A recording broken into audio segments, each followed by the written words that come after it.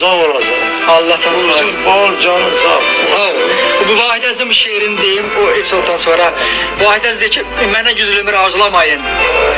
Xəzan yarpağı tək, qovmasın külək. Gözlərim görsə də, əyağım, əlim əsalı olanda dayansın ürək. Mənə yüz ömür arzulamayın. Bu qədər yaşayan hansı çiçəkdir?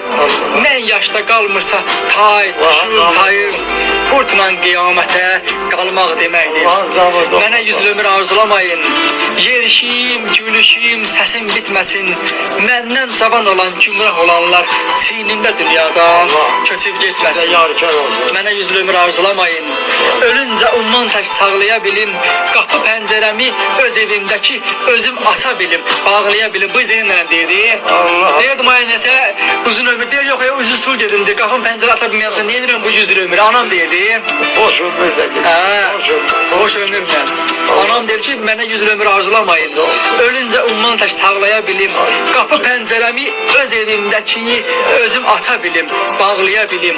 Mənə yüz ömür arzulamayın. Allah yerin cənnəti zaten mənalı sözlər deyim ha. Bu Vahid Əzizin şeirlərdir. Şeir deyir, Tanrıdan bir ömür diləyin mənə.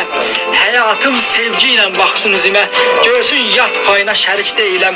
Gərək olmayanda özüm özümə. Qaqa deyir, gərək olmayanda özüm özümə. Deməli heç kəsə gərək deyiləm. Deyir ki, sağlıqlar deyəndə şənimə dostlar, nə özüm kövrəlim, nə sizə gülüm. Tanrıdan bir ömür diləyin mənə, belə hər vaxt sevə bilim, sevilə bilim. Şeirin gözəlliyinə baxayım. Deyir ki, yerişim, gülüşüm, səsim bitməsin. Dünyaya qalacaq malı dünyanın, karvanın ləyətə batım getməsin. Mənə yüz ömür arzulamayın. Mənə elə ömür arzulayın ki, ölüncə umman tək sağlaya bilim. Qapı pəncərəmi öz evindəki özüm aça bilim, bağlaya bilim. Allah Zeynəb nənəmin yerin cənnət eləsin. 2019-cu ildə hər toyuna qaba getmişdim, götürdüm ayağına. Sən uzun ömür deyil, xay bala, neyindirəm? Elə üzü sulu gedin deyir. Allah can sağlığı versin. Allah sizi kimi aksakallara salamat ömür versin. Sizi gibi zamanları da bize çok gördük. Sağ ol. Sənə baxaq elə biz həmcə fəxr edək. Sağ ol. Ama fəxr edək, sizi gibi zamanlar bize hürmet ediyor. Allah can sağlığı. Onu demək, aksakalsız evin ruzu bəlkə olmaz. Allah anama rəhmət eləsin. Anam deyir ki, bala, anon sən əlləri üstə saxlayıb. Allah haqqı, anam deyir, anon səni çox həssisi ki, Zeynəm anam, Allah o ömür versin.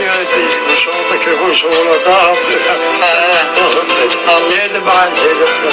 Yaşlı olacaksın, cennetli olacaksın. Ancak hepsinde de var. Allah canı sağ olsun. Yaşlıdan kalır. Sən yaxşılıq qalır. Allah razı olsun. Çox sağ ol. Sağla veresin. Allah sənə də sağ olsun, can sağlığı versin. Sağ ol. Çox sağ ol. Allah'ın üstünde eksik olmuyor. Sağ ol qaqa, sağ ol. Sağ ol.